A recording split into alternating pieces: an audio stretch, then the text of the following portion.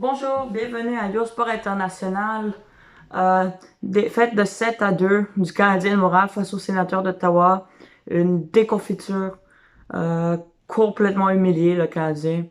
Avec un match terrible défensivement, surtout. Beaucoup d'erreurs, peu de replis défensifs. Pas le meilleur match de Jake Allen, mais c'est un pré-saison et c'est des trucs que les Canadiens vont corriger. Donc, commençons par résumer le match. Euh, D'abord, les Sénateurs ont ouvert la marque très tôt dans ce match. Austin Watson a marqué sur un 2 contre 1 sur une passe de Shane Pinto. Et ensuite, Alex Belzil a créé l'égalité après toute une passe de Jonathan Drouin et Chris Wideman qui a également l'autre mention d'assistance. Après, les Sénateurs ont marqué un autre but, celui de Alex Formenton qui redirige un tir de Artem Djouk devant le filet pour faire 2-1. Et les Sénateurs qui marquent un autre but après, en début de deuxième période, Nick Paul qui va d'un tir parfait. Drake Batterson, un autre surnombre, et il va marquer. Et ensuite, Christian Dvorak en avantage numérique après un tir de Wideman. Il essaye 2 fois et finalement réussit à trouver le fond du filet. Tandis que Murray était hors position. Et par la suite, les Sénateurs qui ont complètement pris le contrôle de ce match. D'abord, c'était 5-2 Sokovolev.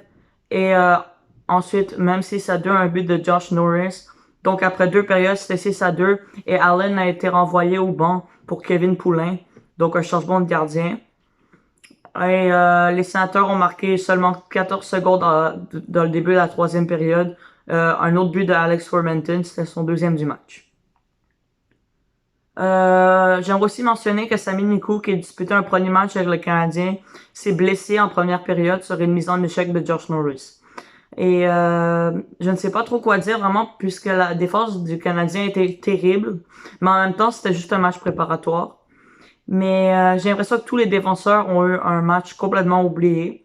Et surtout David Savard, je ne sais pas vraiment, mais les 2 matchs qu'il a joué contre Toronto et contre Ottawa, il n'a vraiment pas été très bon. Au contraire, il a carrément nuit à son équipe, a fait beaucoup d'erreurs. J'ai pas aimé sa fin de saison régulière avec Tampa Bay l'an passé, juste avant les séries, même si en série il était correct. Et là, on dirait qu'on voit un peu le même David Savard avec les Canadiens. Il y a aussi Kaden Goulet qui a pas eu un fort match défensivement après sa performance incroyable face à Toronto. Mais je suis très content qu'il peut apprendre de ses erreurs. L'entraîneur va lui expliquer, etc. Et c'est un jeune défenseur et il va s'améliorer. Ben Sherratt, encore une fois, une autre soirée terrible pour lui. Je sais pas, Ben Sherratt, quand il ne va pas bien, c'est un complet désastre en défense. Mais juste un match de pré-saison et on va attendre la saison pour juger qui c'est la motivation de tous ces joueurs, etc. Mais en même temps, les Sénateurs avaient toute leur équipe sur la glace et les Canadiens avaient plus ou moins quelques bons éléments, mais en même temps, la majorité de leur équipe était des joueurs qui essaient de se tailler une place. Puis ce soir, les Canadiens jouent encore contre les Sénateurs au Centre Bell. Et là, c'est probablement toute une autre histoire puisque on va envoyer l'équipe taxi des Sénateurs d'Ottawa. Donc oui, on verra ce qui va se passer, mais sûrement une vengeance des Canadiens. Euh, Bravo, chapeau aux Sénateurs. Ils ont une jeune équipe, mais une jeune équipe incroyable. Les joueurs ont de l'énergie, les joueurs sont rapides et il y a plusieurs talents. Je sais pas comment on va garder cette équipe ensemble plus tard parce qu'en même temps, il y a l'argent. J'ai adoré le match de Shane Pinto particulièrement. Il nous a tous impressionnés à sa première saison. Et là, il continue, il est tellement mature. Puis, chaque détail, il l'a fait bien. Il sait faire des passes décisives, il sait faire des aides et il sait aussi marquer des buts. Il sait un peu tout faire et il se comporte avec beaucoup de maturité. Il n'a pas du tout l'air d'un jeune joueur. Bravo à Pinto. Et en plus, il y a Connor Brown qui a pas joué. Lui qui avait marqué 15 buts à ses 21 derniers matchs l'an passé. Qui nous a tous surpris, qui est un buteur incroyable. Et qui sait jouer en désavantage numérique. Donc ouais, cette équipe d'Ottawa va très très bien. Et il y a aussi Brady Tkachuk qui n'a toujours pas re-signé. Je sais pas ce qui va arriver avec lui, mais en tout cas, il faudrait pas le perdre. C'est un gros élément de l'équipe. Imaginez avec lui à quel point il serait bon. OK. Maintenant, pour revenir au Canadien de Montréal, le premier but des Sénateurs, il y a, on parle beaucoup de cette course au 6e défenseur Et à qui mettre Wideman, Kulak, Niku, Romanov, Goulet, etc. Mais vraiment, là, Sami Niku et Chris Wideman.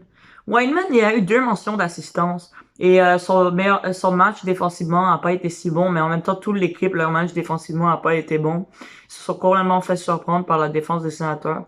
Mais je pense vraiment qu'on va juste commencer avec Kulak et Romanov sur la dernière paire parce que je veux dire Kulak, c'est ça sur la deuxième paire. Alors, après, à Wideman, il pourrait faire un bon remplaçant, mais euh, Sami Niku, il s'est blessé. Je sais pas quand il revient. Il y a une place en attaque puisque Hoffman va pas commencer la saison comme on le sait. Et oui, on espère que David Savard va pouvoir se reprendre parce que on n'aime pas vraiment ce qu'on voit de lui. Euh, et aussi, maintenant, le Canadien a réclamé le gardien des Panthers de la Floride, Samuel Montembeault. Euh, C'était un gardien des Panthers. Je pense que ça nous donne un signe que Price est probablement blessé et ne commencera pas la saison. Je pense qu'on va amorcer la saison avec Allen comme gardien partant et Samuel Montembeault comme gardien auxiliaire.